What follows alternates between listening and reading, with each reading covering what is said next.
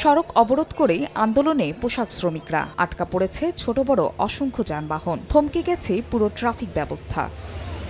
মঙ্গলবার সকালেও সাভারের নবীনগর চন্দ্রা মহাসড়কের বাইপাইল এলাকায় অবস্থান নেন বার্ডস গার্মেন্টসের শ্রমিকরা। এ সময় নানা স্লোগানে নিজেদের দাবি জানান বিক্ষোভকারীরা। টানা ২৪ ঘণ্টা নবীনগর চন্দ্রা মহাসড়কে যান চলাচল ব্যাহত হওয়ায় চরম দুর্ভোগে পড়েন যাত্রী ও চালকরা। প্রায় কয়েক কিলোমিটার এলাকা জুড়ে যানজটে আটকা পড়ে দূরপাল্লার যানবাহন। আমাদের কেউ খোঁজ খবর নেয়নি, না সেনাবাহিনী, না পুলিশ বাহিনী, না কোনো মালিক পক্ষ, না কোনো সরকার আমাদের কেউ আশ্বাস দিচ্ছে না। ধৈর্যের সীমা থেকে ধৈর্য তো অতিক্রম হয়ে যাচ্ছে। খাওয়া দাওয়া কোনো কিছু করতে পারছি না, রাস্তা বন্ধ।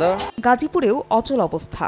বকেয়া বেতন ও ছুটির টাকা পরিশোধের দাবিতে ঢাকা ময়মনসিংহ এবং ঢাকা টাঙ্গাইল মহাসড়ক অবরোধ করেন পোশাক শ্রমিকরা। আর এতেই থেমে যায় যান চলাচল। সীমাহীন দুর্ভোগে পড়েন বিভিন্ন গন্তব্যের যাত্রী ও চালকেরা। মালিকের হাতে টাকা থাকলে আমগরে টাকা দিতে কি ৩ দিন লাগে? ফ্যাক্টরি বন্ধ করেছে, আমগর লাগে কেউ যোগাযোগ করছে, আমগর পাওনা দাওনা দিতেছে না। গত ১৭ জুলাই বিনা নোটিশে বন্ধ হয়ে যায় তৈরি পোশাক উৎপাদনকারী টিএনজেড গ্রুপের প্রতিষ্ঠান অ্যাপারেল প্লাস লিমিটেড। পরদিন জুন মাসের বকেয়া বেতন পরিশোধ করলেও জুলাইয়ের বেতন দিতে গড়িমাসি শুরু করে কারখানা কর্তৃপক্ষ।